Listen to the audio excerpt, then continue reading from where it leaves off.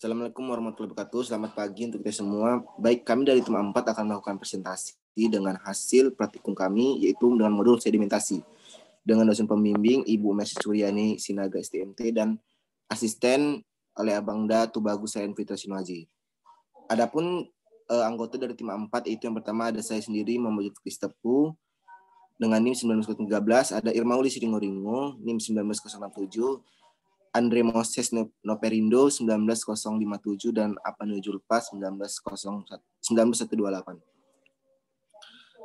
Baiklah, adapun teori sedimentasi yaitu sedimentasi adalah suatu proses pemisahan suspensi secara mekanik yang menjadi dua bagian, yaitu slurry dan supernatan. Slurry adalah bagian dengan konsentrasi partikel terbesar dan supernatan adalah bagian cairan yang bening. Pada suhu beragam, untuk mencegah pergeseran fluida karena konveksi. Proses ini memanfaatkan proses gravitasi yaitu dengan mendiamkan suspensi hingga membentuk endapan terpisah dari beningan. Selanjutnya yaitu ada prosedur percobaan yang akan dijelaskan oleh Apanu Julpa. Baiklah, di sini saya akan menjelaskan mengenai prosedur percobaan. Yang pertama itu ditimbang sejumlah bahan padat yang berbentuk bubuk, di mana di sini kami menggunakan sampel yang berbentuk bubuk yaitu tepung sagu dan tepung tapioka. Yang kedua yaitu bahan yang telah ditimbang disuspensikan ke dalam gelas beker dan diaduk hingga tercampur seragam. Di mana di sini medium yang kami gunakan yaitu minyak makan tropikal dan solar. Lalu yang ketiga yaitu campuran dibiarkan tenang, lalu perhitungan waktu pun dimulai. Yang keempat yaitu pada interval waktu tertentu cetak tinggi antar muka antara cairan jernih dan suspensi keruh. Di mana di sini interval waktu yang digunakan yaitu tiap 30 detik. Yang kelima yaitu pengambilan data dihentikan jika telah tercapai waktu percobaan yang diinginkan atau tinggi antar muka telah konstan. Yang keenam yaitu percobaan diulangi untuk konsentrasi padatan atau jenis padatan yang berbeda. Di mana variasi konsentrasi yang dipakai yaitu 120 gram per liter dan 140 gram per liter. Selanjutnya yaitu hasil percobaan yang akan dijelaskan oleh Irmauli. Baiklah, di sini saya akan menjelaskan tentang hasil percobaan. Yang pertama itu hubungan tinggi antar muka dengan waktu pengendapan dalam medium minyak makan tropikal.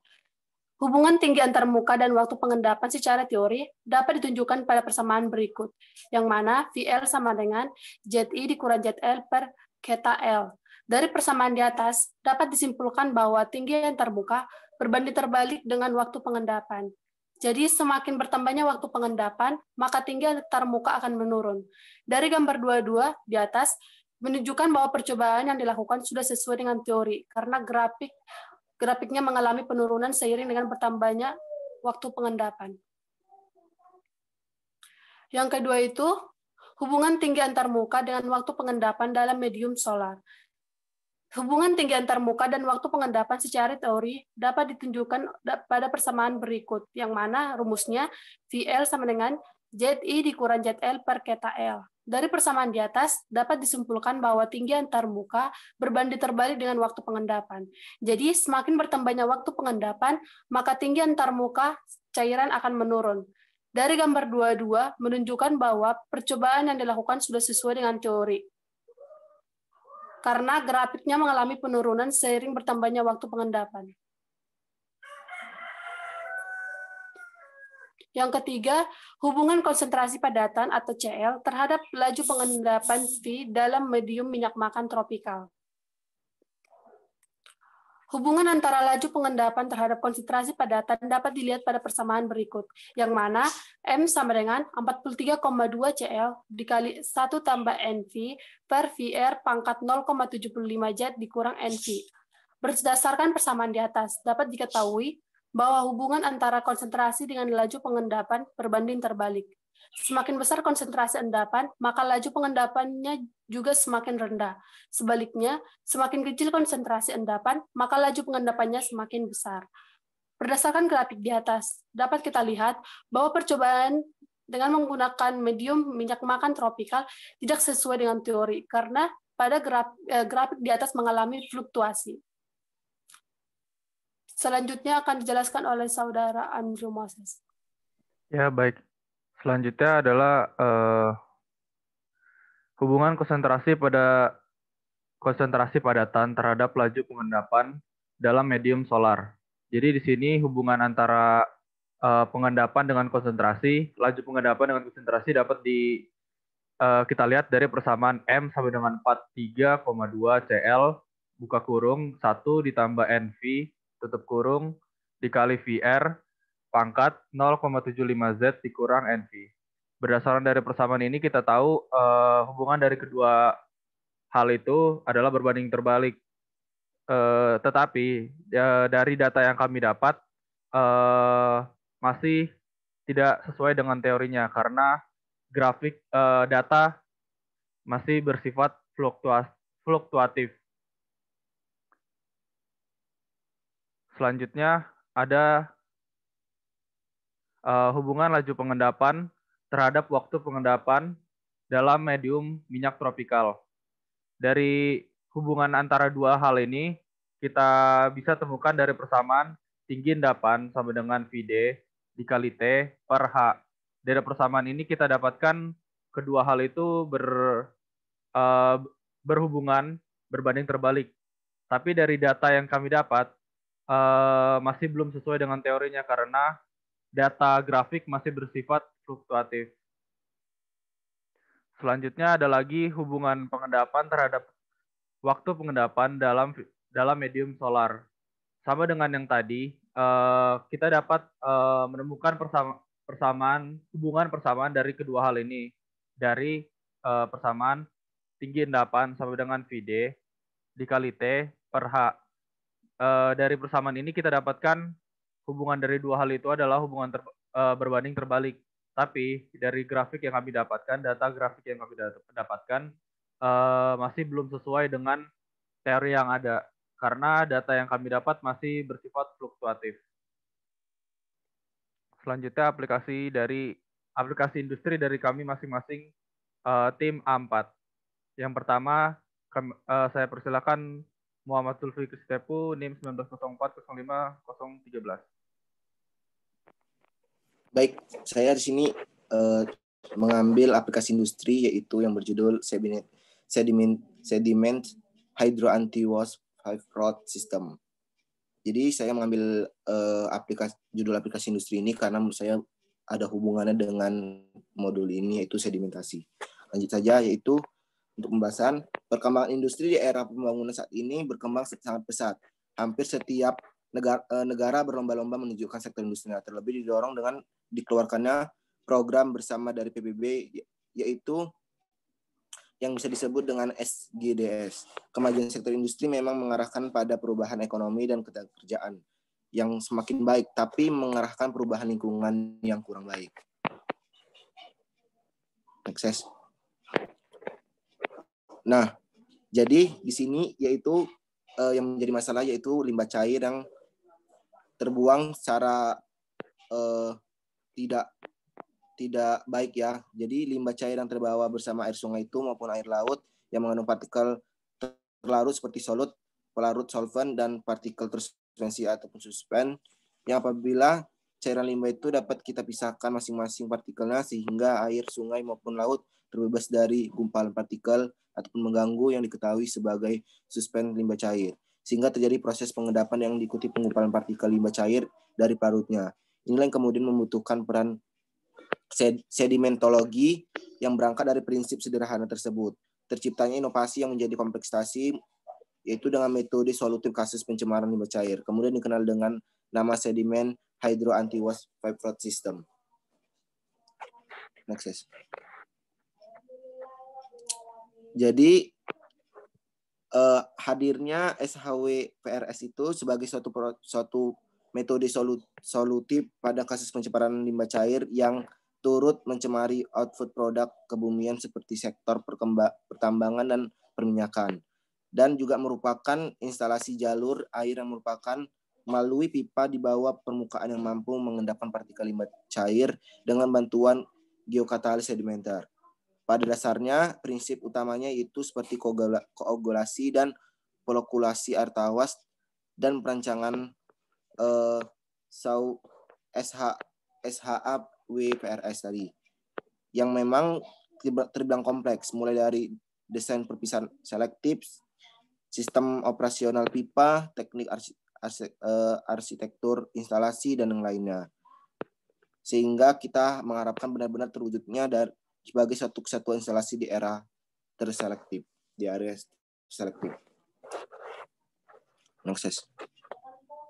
Jadi ini merupakan flowsheet dari skema pembuangan limbah cair melalui SHW-PRS tadi. Oke, selanjutnya akan dijelaskan oleh Mauli Singoringo mengenai aplikasi industrinya. Terima kasih. Di sini saya akan menjelaskan aplikasi industri saya yang berjudul pengolahan air backwash tangki filtrasi menggunakan proses koagulasi, flokulasi, dan sedimentasi. Yang mana studi kasus ini dilakukan pada Rumah Sakit Dr. Sarjijo. Air bersih merupakan kebutuhan yang tidak dapat dilepaskan dari kegiatan rumah sakit. Namun, mengingat bahwa rumah sakit merupakan tempat tindakan dan perawatan orang sakit, maka kualitas dan kuantitasnya pun perlu dijaga. Adapun sumber air yang berada di rumah sakit ini berasal dari air tanah yang diambil dari lingkungan rumah sakit tersebut. Nah, pengambilan ini tergolong cukup besar yang dilakukan dalam setiap hari, sehingga dalam mempengaruhi kuantitas air tanah dan dapat mengakibatkan penyusutan dan pengurangan air tanah yang ada. Air tanah tersebut akan didistribusikan ke unit-unit pelayanan dalam rumah sakit, yang mana air tersebut dilakukan pengolahan terlebih dahulu pada unit pengolahan air bersih. Air tanah sebagai bahan baku memiliki kadar Fe dan Mn padatnya tersuspensi cukup tinggi sehingga memerlukan proses pengolahan. Sehingga dilakukanlah pengolahan air backwash yang dilakukan melalui 3 tahap penting, yaitu koagulasi, flokulasi, dan sedimentasi. Next.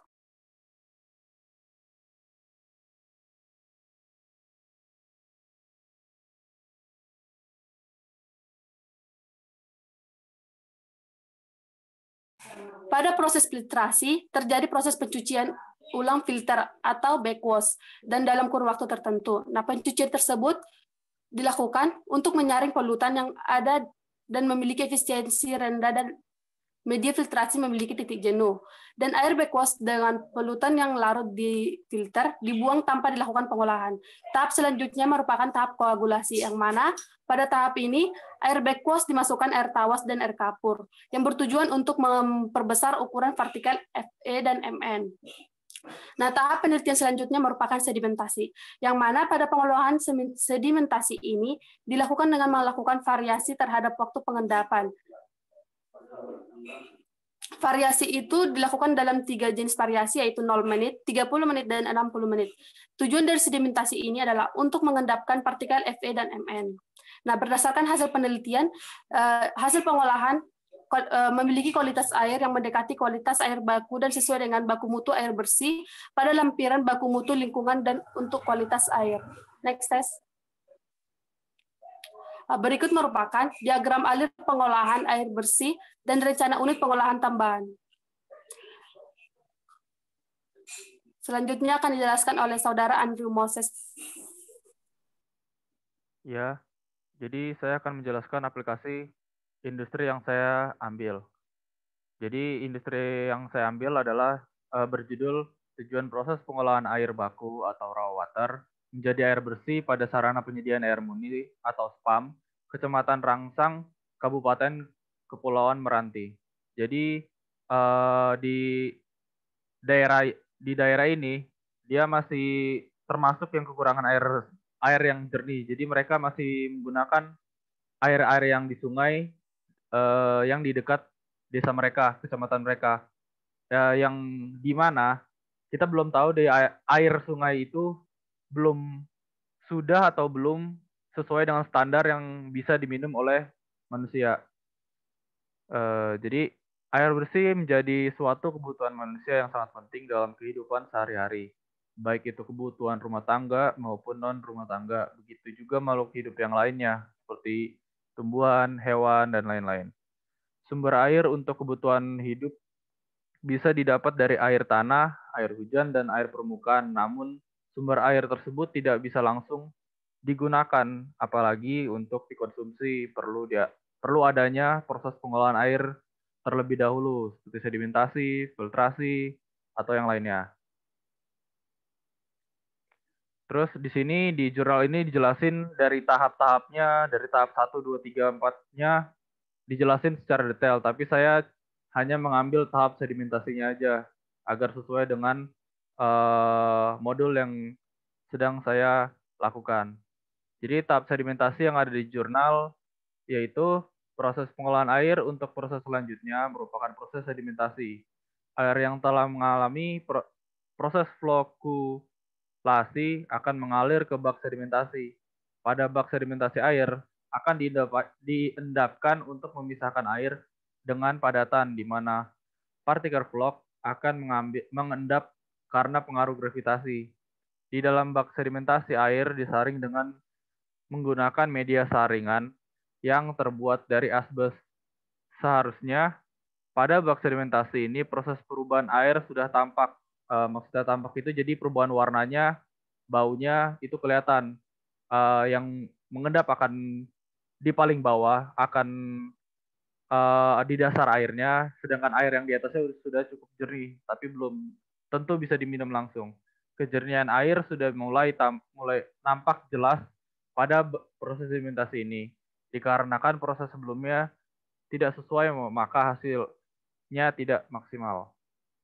Jadi di sini ada flow chart-nya dari setiap proses yang ada di jurnal saya. Jadi dari air baku kita masukkan ke bangunan intake. Bangunan intake itu dia kayak pengumpulan air bakunya, air raw waternya. Terus kita treatment, airnya kita proses dengan kapasitas 500.000 liter. Nah, di water treatment itu kita masukin lagi ke bak pengumpulan air baku, lalu kita masukkan ke bak koagulasi untuk diproses. Secara koagulasi, masukkan lagi ke flokulasi karena belum bisa diminum dan warnanya masih sedikit tidak jernih. Lalu kita masukkan lagi ke sedimentasi. Setelah itu kita masukkan lagi filtrasi untuk memastikan airnya bisa diminum. Seharusnya menurut saya setelah filtrasi kita perlu adanya proses lain seperti augmentasi untuk menambah mineral yang ada di air tersebut agar lebih ada mineralnya. Setelah kita dari situ masuk lagi ke reservoir, yaitu tempat penampungan air yang sudah bisa kita gunakan dengan kapasitas 500.000 liter. Di sebelah kanan ini adalah bak sedimentasi yang ada di jurnal saya. Selanjutnya untuk aplikasi industri selanjutnya akan dijelaskan oleh Avani Zulfa. Baiklah, di sini saya akan menjelaskan aplikasi industri yang saya ambil untuk modul sedimentasi ini, yang berjudul Perancangan Instalasi Pengolahan Air Limbah IPAL Industri Kertas Halus, di mana industri kertas halus yang kita ketahui merupakan kegiatan yang dapat menimbulkan dampak yang cukup besar untuk kualitas sumber daya alam. Dalam proses produksinya, air merupakan komponen yang memiliki peranan yang penting untuk setiap proses dalam produksi kertas. Banyaknya jumlah air tersebutlah yang berdampak pada produksi limbah cair yang dihasilkan.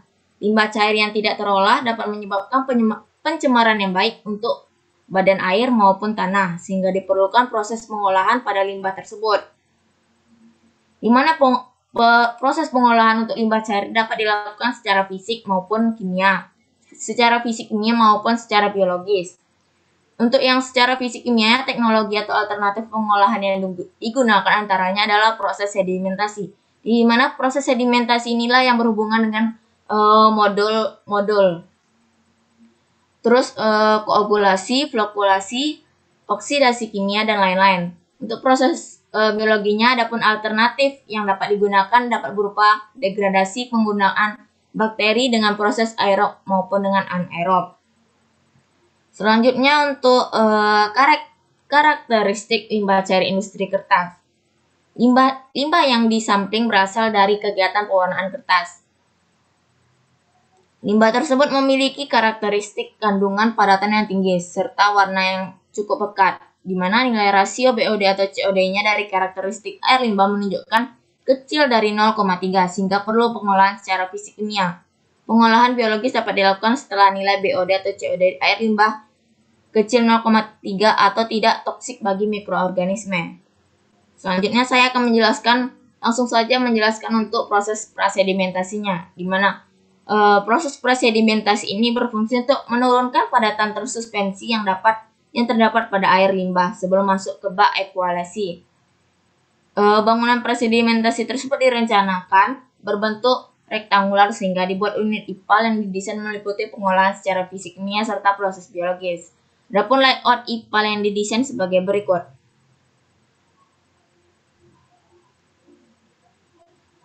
Di mana yang kita ketahui dari keterangan gambar ini yaitu proses prasedimentasi berada pada nomor yang pertama, bagian paling kiri. Yang kedua yaitu bak ekualisasi. Yang ketiga yaitu bak pengaduk cepat lambat sedimentasi. Yang keempat yaitu bak pembubuh. Yang kelima itu filter arang aktif. Yang keenam yaitu ABF. Yang ketujuh yang terakhir yaitu untuk filter pressnya. Selanjutnya saya akan menjelaskan mengenai kesimpulan yang kami dapatkan dalam proses percobaan. Dalam percobaan yang kami lakukan. Yang pertama yaitu untuk hubungan tinggi antarmuka dengan waktu pengendapan dari hasil percobaan telah sesuai dengan teori di mana tinggi antarmuka berbanding terbalik dengan waktu pengendapan. Yang kedua yaitu untuk hubungan laju pengendapan dengan konsentrasi padatan Cl dari hasil percobaan belum sesuai dengan teori, di mana laju pengendapan mengalami fluktuasi terhadap peningkatan konsentrasi padatan. Yang ketiga yaitu hubungan laju pengendapan dengan waktu pengendapan dari hasil percobaan belum sesuai juga dengan teori yang ada, karena laju pengendapan mengalami fluktuasi terhadap peningkatan waktu pengendapan. Yang keempat itu waktu yang diperlukan untuk mencapai tinggi antarmuka konstan pada sampel tepung tapioka lebih cepat daripada sampel tepung sagu. Yang dimana sampel yang kami digunakan untuk yang berbentuk bubuk itu tepung tapioka dan tepung sagu. Yang kelima itu waktu pengendapan hingga tinggi antarmuka konstan akan lebih lama jika konsentrasi awal sampel lebih besar. Sekianlah presentasi yang dapat kami sampaikan. Saya kembalikan kepada Zulfikri. Baik, demikianlah presentasi dari tim A4. Mohon maaf apabila ada kesalahan dalam penyampaian ataupun kekurangan bahan dari penyampaian. Terima kasih atas perhatian dan saya akhiri dan assalamualaikum warahmatullahi wabarakatuh. Selamat pagi.